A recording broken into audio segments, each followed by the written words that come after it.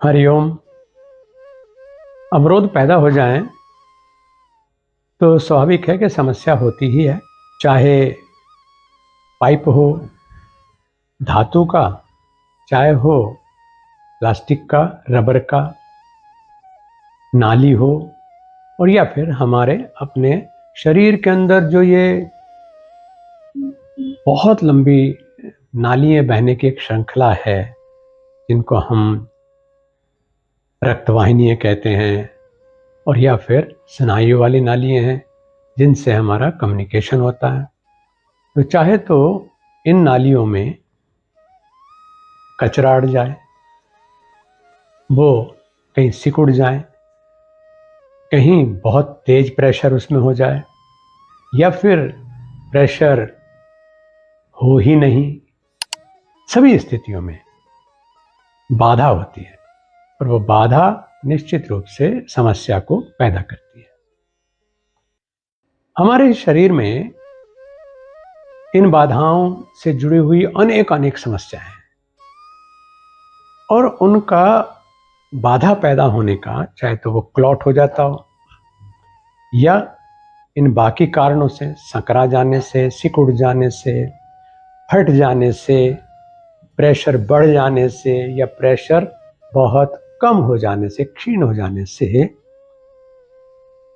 जब हमारी ऊर्जा, हमारी चेतना, हमारी प्राण शक्ति और हमारा रक्त सही से प्रवाहित होना बंद हो जाता है, तो फिर वही हिस्सा जिधर को रास्ता बंद हो गया, वो हिस्सा पैरालाइज हो जाता है। हमारे सभी वीडियोस हिंदी में देखने के लिए सब्सक्राइब करें, यह बिल्कुल फ्री है। अनेक नाम इसको दिए जाते हैं जगहों के हिसाब से। हम इसको मुख्य रूप से दो शब्दों से जानते हैं। एक तो अधरंग, अर्धांग भी बोल देते हैं कई बार इसको, और दूसरा नकवा, यानी फेशियल पाल्सी और पैरालिसिस। ये दोनों ही समस्याएं ऐसी हैं कि सारी शक्ति धरी रह जाती है, सारा सौंदर्य धरा रह जाता है, और हम सच पूछें तो पूरी तरह से पराश्रित हो जाते हैं। समय रहते अगर हम जग जाएं, यानी एहतियात बरतें, तो इन समस्याओं से बचे रह सकते हैं। और अगर एहतियात नहीं बरती और ये समस्या हो गई, तो समय रहते तत्काल उसको सही उपचार दे दिया जाए तो हम कुछ समय बाद ठीक हो जाते हैं। लेकिन अगर ये समस्या गलत हाथों में चली जाए और ठीक से चिकित्सकीय उपचार न मिल पाए, ठीक से श्वास, प्राण और ऊर्जा के प्रवाह का कार्य सुचारू रूप से न हो सके, तो फिर ये स्थायी समस्या भी बन जाती है। हमारा सौंदर्य भी धरा रह गया, हमारी उम्र कुछ भी हो, छोटी उम्र में भी अगर ये समस्या हो जाए तो जीवन दूभर हो जाता है। वैसे जो कंट्रोलर है हमारा, ये स्कल, हमारी खोपड़ी, हमारा ब्रेन, यहां को जब रक्तवाहिनी ठीक से काम नहीं कर पाती, यानी वहां को रक्त प्रवाह ठीक से नहीं पहुंचता, इन्हीं कारणों से जो अभी मैंने बताया, तो फिर बिना बात हम उस समस्या को आमंत्रित कर लेते हैं। और इसमें बहुत बड़ी भूमिका हमारी गर्दन की है। हमारी गर्दन के दोनों ओर जो सिर तक रक्त पहुंचाने वाली धमनियां हैं, वो बाधित हो जाएं, या रीढ़ में एक्सीडेंट हो जाए, उसकी वजह से रीढ़ को चोट हो जाए, ब्लड प्रेशर बहुत ज़्यादा हो जाए, तनाव बहुत ज़्यादा हो जाए, मदिरापान जैसी आदत, धूम्रपान जैसी आदत हमें घेर ले, तो ये सब वो वजह हैं जिनकी वजह से हमारी जो गर्दन से जाने वाली ये नस नाड़ियां हैं, वो परेशान हो जाती हैं और अपने काम को भूल जाती हैं। रक्त का संचार हो या स्पंदन यानी सेंसेशन, सूचनाओं का आदान प्रदान, उसकी व्यवस्था हो, और भी चाहे हम सांस लेते हों, चाहे हम खाते हों, चाहे हम पीते हों, ये सब इस गर्दन के माध्यम से होता है। और इस रोग से बचे रहने के लिए, आरंभिक स्थिति में इससे उबरने के लिए हमें गर्दन के अभ्यासों की अनदेखी नहीं करनी चाहिए। प्राय देखने में आता है कि हम शरीर को समझते हैं मसल, हम सोचते हैं फिजिकल स्ट्रेंथ, लेकिन हम स्वास्थ्य को नहीं समझ पाते। और बल्कि सच्ची बात तो ये है कि तंदुरुस्ती को ही हम स्वास्थ्य समझ बैठते हैं, जबकि उसमें कहीं ना कहीं हमें धोखा खाना ही पड़ता है। तो कौन से ऐसे अभ्यास हैं जो हम अगर करें तो उससे हम पैरालिसिस और पाल्सी यानी दोनों ही स्थिति से बच सकते हैं। नकवा का मतलब नाक से जुड़ा हुआ है वो, इसलिए जो फेशियल पाल्सी जिसको हम कह देते हैं वो नकवा है। और पैरालिसिस जो है वो अर्धांग है, यानी हमारा शरीर का बायां अंग या फिर दाहिना अंग, उसमें पक्षाघात भी उसको हम बोलते हैं हिंदी में, संस्कृत में। तो पक्षाघात हो जाता है, यानी एक पक्ष जो है वो पूरी तरह से बेकार हो जाता है, क्योंकि हमारी खोपड़ी का एक हिस्सा, चाहे बायां हिस्सा है या दायां हिस्सा है, वो उस क्लॉट से प्रभावित होता है, या कहिए कि रक्त के सही संचार न होने से प्रभावित होता है, नाड़ियों के सिकुड़ जाने से होता है, या फिर हेमरेज हो जाने से होता है, बहुत ज़्यादा रक्तचाप बढ़ जाने से होता है। तो एक तरफ का पक्ष उससे खराब हो जाता है। जितनी क्रियाएं हम करते हैं वो बहुत प्रभावशाली है। जैसे आप व्यायाम करते हैं वो प्रभावशाली है, आप ठीक खान पान करते हैं बहुत प्रभावशाली है, लेकिन ये जितनी प्रॉब्लम्स हैं इनका जो आधार है वो मन है। हम जो मानसिक विकार हमारे हैं, उनकी लालसाएं हैं, मतलब उनको नहीं कंट्रोल कर पाते, और उसका परिणाम ये होता है कि फिर हम कुपथ्य की तरफ, कुमार्ग की तरफ, असंयत जीवन की तरफ चले जाते हैं। इसलिए जब हम योग की बात करते हैं तो योग में खास तौर से उस चीज का जिक्र होता ही नहीं है, होना ही बंद हो गया, जो हमारे मानसिकता को छूने वाली हैं, जिनको हम यम और नियम कहते हैं। तो आप केवल क्रियाओं तक सीमित ना रहे। क्रियाओं का तो फायदा निश्चित रूप से मिलेगा, इसमें तो कोई संशय नहीं है, लेकिन क्रियाओं का पूरा फायदा मिलेगा, इस बारे में शंका इसलिए बनी रहती है कि आपकी सोच कैसी है, आपकी दिनचर्या कैसी है, आपका खान पान कैसा है, आपका जो जीवन दर्शन है वो कैसा है, आपकी जो लाइकिंग्स हैं, चॉइस हैं, है ना, किस तरह की हैं, इन सब को छूता है योगाभ्यास।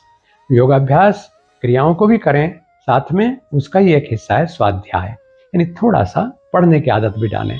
क्योंकि ये जो हमारा भारत योग का कार्यक्रम श्रृंखला चलती है, आपको बहुत तरह की वीडियोस भी से विभिन्न विषयों के ऊपर मिलती हैं, लेकिन उसमें भी हम ये कहते हैं कि हम 15-20 मिनट, आधा घंटे के एपिसोड में किसी भी समस्या के बारे में पूरी और विशद जानकारी नहीं दे पाते हैं। पर्सनलाइज्ड यानी व्यक्तिगत जो मार्गदर्शन है वो इसमें कई बार संभव नहीं हो पाता, क्योंकि ये वन वे ट्रैफिक है। हाँ, ये हमारी कोशिश जरूर रहती है कि आपको कोई हमारे कार्यक्रम की वजह से दिक्कत ना हो, और अगर आप जिज्ञासाएं भेजते हैं तो उनका समाधान भी किसी प्रकार से हम कर पाएं। तो गर्दन के अभ्यास हमें करने चाहिए, जिससे कि गर्दन से सिर की तरफ जो खून का प्रवाह है वो सुचारू रूप से चले, व्यवस्थित रूप से चले, अबाध रूप से चले। और दूसरी चीज़ ये कि जो स्पंदन है, सेंसेशन है, वो भी बाधित ना हो। और इसके साथ साथ जो अन्य लाभ हैं, यानी पैरालिसिस और जो अर्धांग है, पाल्सी है, मतलब उससे तो बचे ही बचें, लेकिन साथ में मतलब हमारा जो मल्टीपल स्क्लेरोसिस हो जाता है, एमएस डिजीज, मतलब उससे भी हम बचें, क्योंकि जो कंट्रोलर है हमारा सिर, हमारी खोपड़ी, उसके जो हमारे विभिन्न फंक्शंस हैं, जितनी उसके अंदर अंतःस्रावी ग्रंथियां हैं, वो ठीक से काम करें। हमारी स्मरण शक्ति, हमारी क्रिएटिव पावर, ऐसे हमारी जो कैलकुलेटिव पावर, हमारा बुद्धि शक्ति और संतुलन, इन पांचों चीज़ों को हम कंट्रोल कर सकते हैं अगर हम इस तरह का जो अभ्यास गर्दन के लिए बताया जा रहा है इसको करें। तो आइए ये सूक्ष्म व्यायाम सीख लेते हैं और इसके साथ ही जो यम और नियम का अभ्यास है मतलब उसको भी साथ लेकर के चलना ज़रूरी है। वो आपके विभिन्न डिस्कोर्सेज में हम भाग लेते हैं तब जानकारी आपको मिल जाती है, और या फिर आप उसका स्वाध्याय करें, जिज्ञासा करें तो उन विषयों पर भी चर्चा आपको प्राप्त होती रहती है। आइए इसमें पहला अभ्यास हम क्या करते हैं, योग के हम ये मान करके चलते हैं कि आप नियमित दर्शक हैं और आपको जो योग की आरंभिक जानकारी है कि क्या ध्यान रखना चाहिए, क्या प्रिकॉशंस लेने चाहिए, उनके बारे में आपको पता है। तो ये जानते हुए हम सीधे अभ्यास पर आते हैं कि इसमें जो गर्दन से संबंधित अभ्यास है, जो हमारी खोपड़ी और हमारे बाकी शरीर को आपस में तारतम्य बना करके रखने वाला है, उसको आप इस प्रकार से ज़रूर करें। मेरी तरह से बड़े आसान तरीके से मैं आपको बता देता हूँ। इसमें पैरालिसिस और नकवा दोनों से हम बचे रहेंगे, और यदि आरंभिक स्थिति में हो भी गया है तो फिर हम उसको कंट्रोल भी करने में हेल्पफुल हो जाएंगे, आपके सहयोगी होंगे। यानी चिकित्सा विज्ञान और योग विज्ञान दोनों ही उपयोगी हैं, क्योंकि चिकित्सा आपके सिस्टम्स की चिकित्सा करती है और योग आपके पूरे व्यक्तित्व की चिकित्सा करता है। पहला अभ्यास क्या लेते हैं, ऐसे खड़े होकर के आप कर सकते हैं या वज्रासन में बैठ करके कर सकते हैं कि इसमें शिरोगिरिवा के अभ्यास एक तो हमको लेने होते हैं। पहला अभ्यास है जिसमें हम गर्दन को पूरा ऊंचा उठाएं और आगे झुका दें। सांस भरते हुए पूरा उठाना और सांस छोड़ते हुए पूरा आगे झुकाना कि ठुड्डी भी कंठकूप को छू जाए। अगर स्पॉन्डिलाइटिस भी है साथ में तो फिर छूने की चिंता ना करें, फिर केवल आगे झुकाना भी पर्याप्त हो जाएगा। पहला अभ्यास है इस प्रकार से इस क्रिया को करना, भरते हुए उठाना, छोड़ते हुए आगे झुकना। ऐसे आप 10 बार आगे पीछे गर्दन को घुमा लें। दूसरा अभ्यास फिर हम इसमें लेते हैं बाईं तरफ झुकना और दाहिनी तरफ झुकना। यानी गर्दन को हम ऐसे बाईं तरफ झुकाएं जिससे कि दाहिनी तरफ जो हमारी ग्रीवा है और हमारी जो रक्तवाहिनियां हैं उनमें पूरा टेंशन हो जाए और फिर वो टेंशन रिलीज हो जाए। ऐसे ही फिर दाहिनी तरफ झुकना, यानी कान को कंधों की तरफ लाने की कोशिश, जिससे कि बाईं तरफ का हिस्सा पूरी तरह से स्वस्थ और पुष्ट हो जाए, सहज अवस्था हो जाए। इसी प्रकार से 10 बार इस काम को भी करना। तीसरा अभ्यास इसमें हम लेते हैं सांस भरते हुए पीछे की तरफ गर्दन घुमा करके जितना हो सके पीछे देखना और फिर वापस आ जाना। यही श्वास भरते हुए दाहिनी तरफ पीछे तक देखना, फिर वापस आ जाना। इसको भी आप 5 से 10 बार दोहराएं। और अंतिम अभ्यास इसमें है चक्राकार, यानी सिर को आगे ढीला छोड़िए और श्वास भरते हुए इस प्रकार से बाईं तरफ से दाहिनी तरफ होते हुए आगे आ जाइए। श्वास भरते हुए चलिए, जब बिल्कुल झुकना शुरू करेंगे तो सांस छोड़ते हुए झुकते जाइए। सांस भरते हुए चलना, सांस छोड़ते हुए झुकना। ये रोटेशन हमको देना है।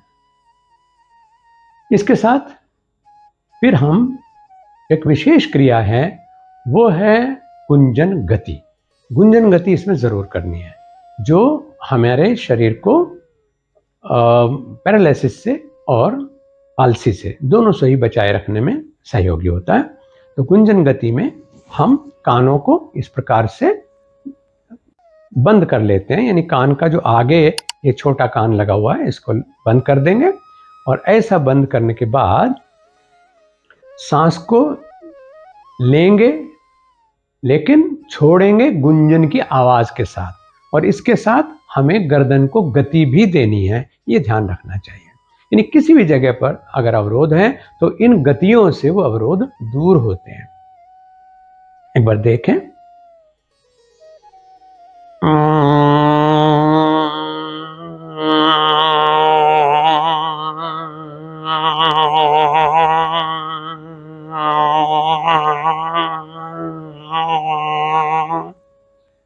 ये एक स्थिति है। और फिर इसी स्थिति में मूवमेंट के साथ इस गति को, यानी गति चलती रहेगी और गुंजन भी साथ साथ चलता रहेगा।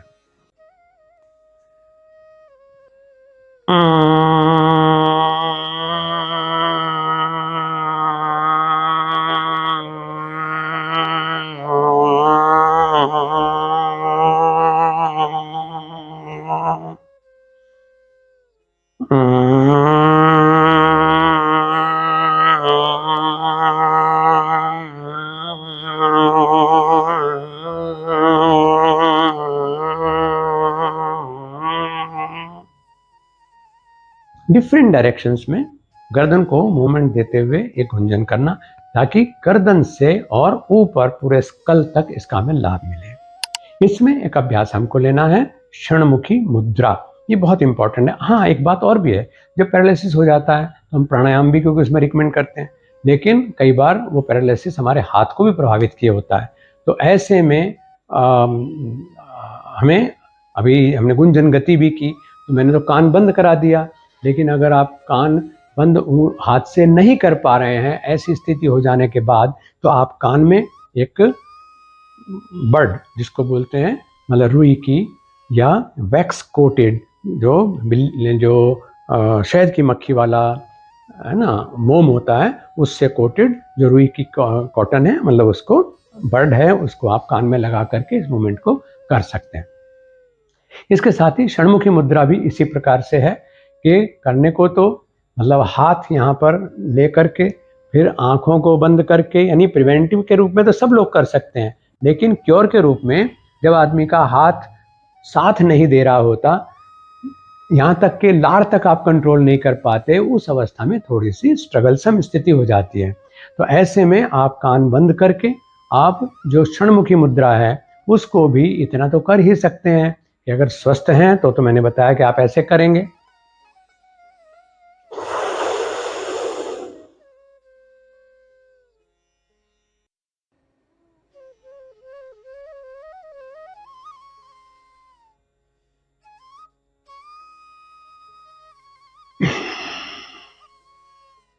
मैंने जीभ का पाइप बना करके इनहेलेशन किया था, फिर उसके बाद मैंने सारे रास्ते बंद कर दिए थे, और जो प्राणवायु मैंने भीतर भरी थी उसका प्रेशर पूरे स्कल की तरफ, यानी मुखमंडल और कपाल और इससे संबंधित जितने अंग हैं उनकी तरफ जाने का मौका दिया था। लेकिन जब आप ये नहीं कर सकते, क्योंकि जिन लोगों को ये हो चुकी है समस्या, तो फिर वो पूरा श्वास भर करके और ये गुंजन का जो काम है इसको करने का फायदा उठाएंगे, तो उन्हें क्षणमुखी मुद्रा का लाभ इसमें मिल सकता है। दूसरे जो प्राणायाम भी है, हम इसको हम बोलते हैं कि सुखपूर्वक प्राणायाम, यानी जो बिल्कुल आरंभिक है उसको आप कर सकते हैं। और फिर इतना भी अगर कोई व्यक्ति जो पैरालिसिस से ग्रसित हो गया है वो नहीं कर पा रहा है, तो उसको फिर केवल स्वतंत्र रूप में ही वो पूरा श्वास भरने और फिर उसको यथा सामर्थ्य रोकने का अभ्यास करे, थोड़ा सिर झुका करके, और जब न रुके तो वो नाक से ही छोड़ दे। फिर से पूरा सांस भरे और फिर थोड़ा आगे सिर झुका करके थोड़ी देर उसको रोके, जब नहीं रोक पा रहा है तो फिर चेहरा ऊंचा उठा करके वो सांस को छोड़ दे। इस प्रकार का अभ्यास लेना। फिर इसी तरह से श्वास को पूरा छोड़ें, 2 कुंभक उसको करने हैं, यानी एक बार तो सांस भर करके रोकना और एक अभ्यंतर कुंभक, यानी श्वास को पूरा छोड़ें छोड़ें छोड़ें, बिल्कुल फेफड़ों के अंदर श्वास खाली कर दें, रीता कर दें, और उसके बाद थोड़ी देर रुक जाएं। जब लगे कि श्वास की बहुत ज़रूरत है तो फिर श्वास भरते हुए चेहरा ऊंचा उठा लें और नॉर्मल सांस ले लें। ये जो श्वास के साथ किया जाने वाला कुंभक का खेल है, मैं खेल शब्द कह रहा हूँ उसको क्योंकि जीवन भी तो खेल ही है ना, और सांसों का खेल है सारा का सारा। तो जब सांसों के खेल में हम सांसों से ढंग से ना खेल पाएं तो फिर ये खेल खत्म हो जाता है। तो इसलिए इस खेल को सीखना सीखें, और उस खेल में ही जब प्राण जुड़ जाता है, सांस आयाम अलग चीज़ है, लेकिन प्राण हमारी कॉन्शियसनेस, हमारी चेतना को लेकर के चलता है, और जब प्राण जुड़ जाता है तो फिर इसका प्रभाव पूर्ण होता है, वरना तो केवल ब्रीदिंग एक्सरसाइज रह जाती है। और बल्कि जो प्राण का संचार है, मतलब वो व्यक्ति के सबसे पहली बात है, क्योंकि इंडिविजुअल प्राण है, ऐसे ही कॉस्मिक प्राण भी होता है। यानी दुनिया में कोई भी चीज़ प्राणहीन नहीं है, यानी प्राण सर्वत्र व्याप्त है। तो इंडिविजुअल एनर्जी और ऐसी कॉस्मिक एनर्जी, तो प्राण का जो खेल है वो आप अपने शरीर पर प्राणायाम के माध्यम से, ध्यान के माध्यम से, जिसे आप आरंभिक अवस्था में फोकस कह देते हैं, धारणा कह देते हैं, उसके माध्यम से खेलना शुरू करते हैं। लेकिन जब साधक इस स्थिति में भी नहीं होता, तो उस समय फिर प्राण का जो ट्रांसमिशन है वो आपके गुरु, आपके माता पिता, आपके मित्र, आपका जो भी विश्वास पात्र है, मतलब वो अपनी प्राण शक्ति का आपके अंदर संप्रेषण कर सकता है। तो ये बड़ा विचित्र खेल है योग का, जिसको हम प्राण शक्ति बोलते हैं। बल्कि हाँ, अभी शीघ्र ही कुछ दिनों में मैं आपसे मिल रहा हूँ मुक्तेश्वर में। वहाँ पर जो साधक आएंगे तो वो 3-4 दिन हमें इकट्ठा रहने का मौका मिलेगा, और उसमें हम प्राण के प्रयोग ही करेंगे, यानी प्राण शक्ति और उसको किस प्रकार से योग में हम लागू करते हैं, इसके बारे में जानने का मौका मिलेगा। लेकिन वही चीज़ यहाँ पर जो हम पैरालिसिस और पालसी के बारे में चर्चा कर रहे हैं, तो वो अपनी प्राण शक्ति यानी संकल्प की शक्ति जो आपकी इंडिविजुअल है, मतलब उसको मत मरने दीजिएगा। क्योंकि मरता व्यक्ति तभी है जब वो हथियार छोड़ देता है, जब वो जीवन के लिए या कई विषमताओं से जूझने की इच्छा शक्ति ही खत्म कर देता है। लेकिन जिन लोगों के पास इच्छा शक्ति है, उनको मैंने इन स्थितियों से उबरते हुए देखा है, बल्कि उनके साथ उबरने में सहयोग करके मुझे आनंद हुआ है। तो समस्या कुछ भी है, लेकिन समाधान एक ही है, योग और सकारात्मक जीवन। हरिओम।